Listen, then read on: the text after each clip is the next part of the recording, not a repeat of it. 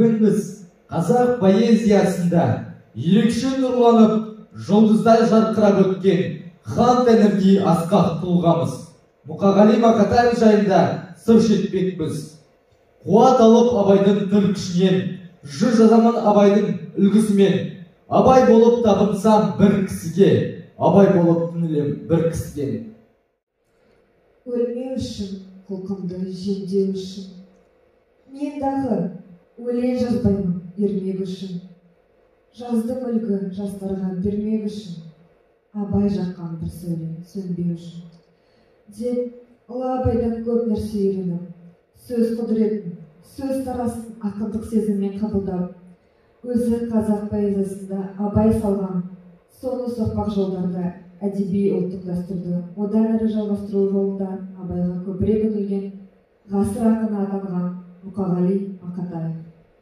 20 ғасырдың бел ортасынан аса өлкен, өзіндік бір өрнек тоқып, құдіретті қуатпен мөлдіреген мың жамылып, қомдана бастаған Қасан дүрмектен қасиет өздері шапқан ерен тұлғалардың бірі ақын ағамыз Мұқағали Мақатаев.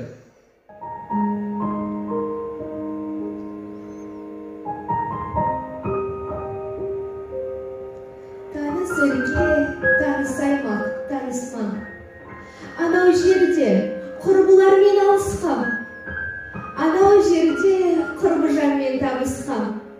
Алба жұлба ақша бұлттар жарысқан, таулар әне ұйықтап кеткен данышпан. Жолдар анау шұбатылып, шаң ұшқан. Таныс өлке, таныс аймақ, таныс маң. Шабындықтар, егістіктер, тоғайлар. Төбелердің төбесінде көкайдар. Ақ сағыммен араласып аулаққа, сағым болып бара жатыр көп ойлар. Бір тынбайды шегірткенің шырылы, жел қозғаған ақ шилердің сыбыры. Бәрі таныс кісінеген құлыны, үн аузында шаңқылдаған суыры. Айналайын, атам екен, ақ мекен, қандай қазақ іздеп сені тапты екен. Туған өлкем тәтті екен ғой, тәтті екен.